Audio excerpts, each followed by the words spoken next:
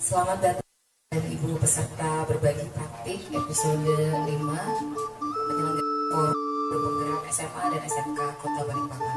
Saya berharap kegiatan ini dapat memberikan hasil yang maksimal bagi kita selaku pendidik untuk membekali kita bagaimana kita hari ini itu dalam kegiatan berbagi praktek baik guru penggerak episode ke-5 Bu ya, yang merupakan sahabat teknologi Kalimantan Timur. Hari ini ada Pak Bambang, kemudian juga Ibu Herminasari, Ibu Surti, dan moderator dan moderator kita yang luar biasa Ibu Agustina Ayu dan juga Ibu yang kurang isi mungkin yang mesti bisa berbagi kepada yang lain sehingga semuanya bisa mencapai bahagia akan dibutuh kegiatan yang terkait dengan pengembangan ini. Jadi izin berbagi praktek bagi dengan komunitas guru penggerak di Balikpapan. Bapak Ibu, terima kasih atas waktu dan kesempatan yang diberikan dan terima kasih sudah bersedia hadir di ruangan yang berbahagia ini. Pilih si cantik buat murid jadi aktif. Jadi pilih si cantik ini akronim dari pembelajaran Intuitive Learning berbagai kecanggihan TIK. Dan ini inovasi pembelajaran yang sudah saya implementasikan kepada peserta didik di kelas-kelas fase F ya Bapak Ibu untuk mata pelajaran. Jadi satu rumpun sama Ibu Yudita. Kenapa kita harus berinovasi? Nah, ini untuk kembali ke diri saya sendiri ya Bapak Ibu, hasil dari refleksi pembelajaran sudah saya lakukan. Dan kemungkinan ini permasalahan yang umum yang ada pada kita guru pas melakukan pembelajaran di kelas. Peserta didik yang begitu gemar betul sama yang namanya gawai. Kemudian ini peserta didik kurang aktif di dalam kegiatan pembelajaran. Kenapa kurang aktif? Ya karena pembelajarannya monoton. Jadi kembali ke kita lagi di gurunya gitu. Kemudian ini tantangannya kesiapan guru dan peserta didik dalam mengimplementasikan Intuitive Learning di kelas. Berikutnya ini langkah-langkah yang dilakukan dalam menghadapi tantangan tadi. Yang pertama, melakukan asesmen awal pembelajaran, tapi ini dilakukan sebelum pembelajaran. Saya itu menggunakan akun Akupita. Kemudian setelah dapat asesmen awalnya, menyusun perencanaan. Nah, jadi ini pembelajaran Intuitive Learning yang berinteraksi dengan pembelajaran berdiferensiasi. Ini Bapak Ibu yang saya gunakan di kelas. Google for Education ini menggunakan Classroom, Google Form dalam melakukan refleksi. Kemudian ini pet simulasi, karena nanti di dalam kelas, karena nanti kita kelompokkan gaya auditory, visual dengan kinestetik, maka praktikumnya diarahkan menjadi dua. Jadi ada yang melakukan pengukuran langsung, ada yang menggunakan virtual lab. Kemudian ini untuk YouTube-nya ya sumber ajar ya Bapak Ibu. Untuk Canva ini desain media ajarnya, saya menggunakan Canva sama PowerPoint. Dan ini sekarang anak-anak lebih senang mengkulit tugas pakai Canva. Jadi difasilitasi juga, jadi diperbolehkan bebas.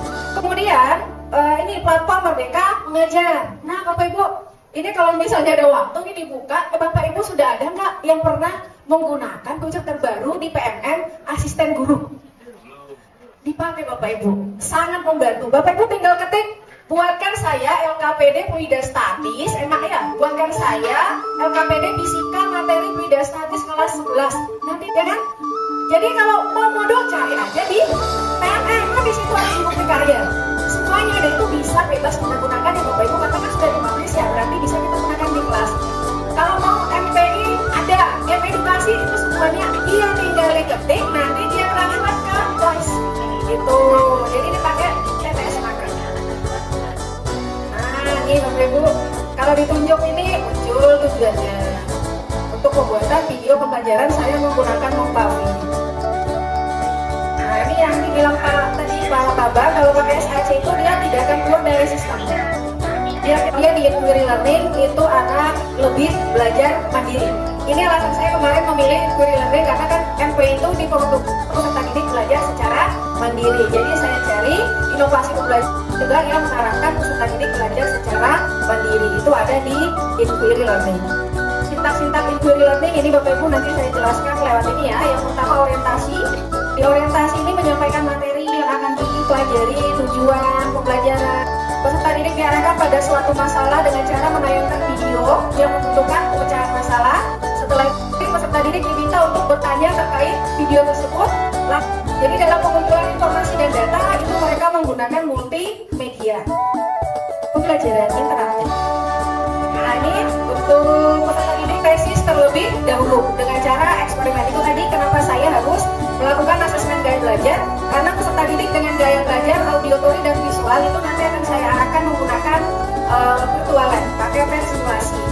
Sedangkan anak kinestetik yang nggak bisa diam di kelas itu diarahkan untuk langsung melakukan pengukuran menggunakan sumber daya yang ada di lingkungan sekolah.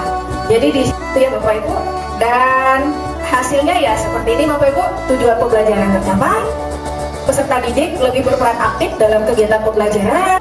Itu aja yang ingin saya sampaikan. Terima kasih banyak atas waktu yang diberikan, semoga bermanfaat. Kalau ada yang salah itu murni datangnya dari saya pribadi. Saya mohon maaf, kiranya dimaafkan ya Bapak Ibu. Assalamualaikum warahmatullahi wabarakatuh. Saya Yulfitri dari SMA Negeri 2 Balikpapan. Kesempatan ini sangat berharga bagi saya karena wawasan saya itu semakin terbuka. Ya, teman-teman tadi yang sudah memberikan ilmu itu salut buat kreativitasnya ya, inovasinya juga sangat keren. Sebenarnya itu membuat saya semakin bersemangat lagi.